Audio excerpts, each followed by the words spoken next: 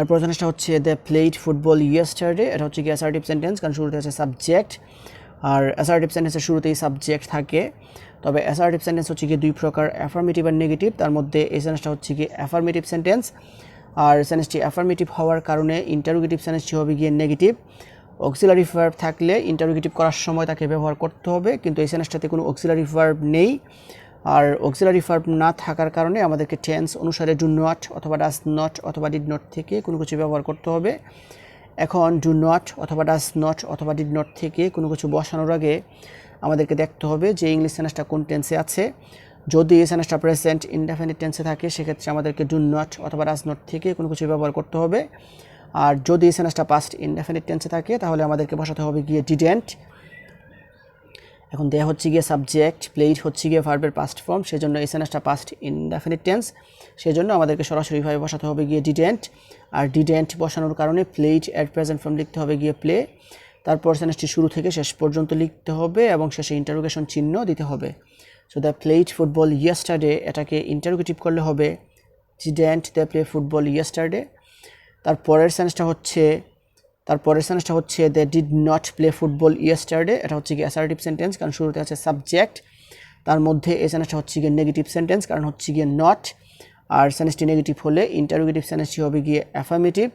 Auxiliary verb থাকলে interrogative করার সময় তাকে ব্যবহার করতে হবে। ডিড হচ্ছে গিয়ে অক্সিলারি ভার্ব, সেজন্য ইন্টারোগেটিভ করার সময় আমরা এটাকে ব্যবহার করেছি।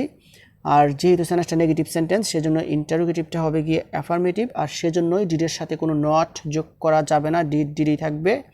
তারপর সেন্টেন্সটি শুরু থেকে শেষ পর্যন্ত বসাতে হবে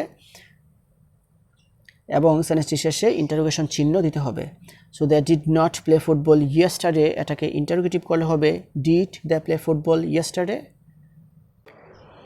তারপরে সেন্টেন্সটা হচ্ছে he reads in this school. এটা হচ্ছে গিয়ে অ্যাসার্টিভ সেন্টেন্স, কারণ শুরুতে আছে সাবজেক্ট, তার মধ্যে সেন্টেন্সটা অ্যাফার্মেটিভ, কারণ এই সেন্টেন্সটাতে কোনো নেগেটিভ ওয়ার্ড নেই। আর সেন্টেন্সটি অ্যাফার্মেটিভ হওয়ার কারণে ইন্টারোগেটিভ সেন্টেন্সটা হবে গিয়ে নেগেটিভ। অক্সিলারি ভার্ব থাকলে ইন্টারোগেটিভ করার সময় তাকে ব্যবহার করতে হবে, কিন্তু এই সেন্টেন্সটাতে কোনো অক্সিলারি ভার্বও নেই। আর অক্সিলারি ভার্ব না থাকলে টেন্স অনুসারে ডু নট অথবা ডাজ নট অথবা ডিড নট থেকে কোনো কিছু ব্যবহার করতে হবে। এখন ডু নট অথবা ডাজ নট অথবা ডিড নট থেকে কোনো কিছু বসানোর আগে আমাদেরকে দেখতে হবে যে ইংলিশ সেন্টেন্সটা কোন টেন্সে আছে। যদি সেন্টেন্সটা প্রেজেন্ট ইনডেফিনিট টেন্সে থাকে সেক্ষেত্রে আমরা ডু নট অথবা ডাজ নট থেকে কোনো কিছু ব্যবহার করব। আর যদি সেন্টেন্সটা পাস্ট ইনডেফিনিট টেন্সে থাকে সেক্ষেত্রে আমাদেরকে বসাতে হবে গিয়ে ডিড নট। এখন হি হচ্ছে গিয়ে সাবজেক্ট, রিড হচ্ছে গিয়ে ভার্বের প্রেজেন্ট ফর্ম, সেজন্য সেন্টেন্সটা প্রেজেন্ট ইনডেফিনিট টেন্স, সেজন্য আমাদেরকে ডু নট অথবা ডাজ নট থেকে কোনো কিছু ব্যবহার করতে হবে, ডিড নট বাদ। তবে এখনও সমস্যা আছে ডু নট নাকি ডাজ নট। এখন হি হচ্ছে গিয়ে থার্ড পারসন সিঙ্গুলার নাম্বার, সেজন্য আমাদেরকে লিখতে হবে গিয়ে ডাজেন্ট। তারপর সেন্টেন্সটি শুরু থেকে শেষ পর্যন্ত বসাতে হবে এবং শেষে ইন্টারোগেশন চিহ্ন দিতে হবে। So he reads in this school, এটাকে ইন্টারোগেটিভ করলে হবে doesn't he read in this school. তারপর সেন্টেন্সটা হচ্ছে he does not read in this school. এটা হচ্ছে গিয়ে অ্যাসার্টিভ সেন্টেন্স, কারণ শুরুতে আছে সাবজেক্ট, হি হচ্ছে গিয়ে সাবজেক্ট। আর অ্যাসার্টিভ সেন্টেন্সের শুরুতেই সাবজেক্ট থাকে, তার মধ্যে সেন্টেন্সটা হচ্ছে গিয়ে নেগেটিভ, কারণ হচ্ছে গিয়ে নট। আর সেন্টেন্সটি নেগেটিভ হওয়ার কারণে ইন্টারোগেটিভ সেন্টেন্সটি হবে গিয়ে অ্যাফার্মেটিভ। অক্সিলারি ভার্ব থাকলে ইন্টারোগেটিভ করার সময় তাকে ব্যবহার করতে হবে। ডাজ হচ্ছে গিয়ে অক্সিলারি ভার্ব, সেজন্য ইন্টারোগেটিভ করার সময় এটাকে আমরা ব্যবহার করব। আর সেন্টেন্সটি নেগেটিভ হওয়ার কারণে ইন্টারোগেটিভ সেন্টেন্সটি হবে গিয়ে অ্যাফার্মেটিভ, সেজন্য ডাজের সাথে কোনো নট যোগ করা যাবে না, ডাজই থাকবে। তারপর সেন্টেন্সটি শুরু থেকে শেষ পর্যন্ত লিখতে হবে এবং শেষে প্রশ্নবোধক চিহ্ন দিতে হবে। So he does not read in this school, এটাকে ইন্টারোগেটিভ করলে হবে does he read in this school. Now the next example is he likes white shirt. এটা হচ্ছে গিয়ে অ্যাসার্টিভ সেন্টেন্স, কারণ শুরুতে আছে সাবজেক্ট, আর হি হচ্ছে গিয়ে একটা সাবজেক্ট। আর অ্যাসার্টিভ সেন্টেন্সের শুরুতে সাবজেক্ট থাকে। আর অ্যাসার্টিভ সেন্টেন্স হচ্ছে গিয়ে দুই প্রকার, অ্যাফার্মেটিভ আর নেগেটিভ। তার মধ্যে সেন্টেন্সটা হচ্ছে গিয়ে অ্যাফার্মেটিভ সেন্টেন্স, আর সেন্টেন্সটি অ্যাফার্মেটিভ হলে ইন্টারোগেটিভ সেন্টেন্সটি হবে গিয়ে নেগেটিভ। অক্সিলারি ভার্ব থাকলে ইন্টারোগেটিভ করার সময় তাকে ব্যবহার করতে হবে, কিন্তু এই সেন্টেন্সটাতে কোনো অক্সিলারি ভার্ব নেই।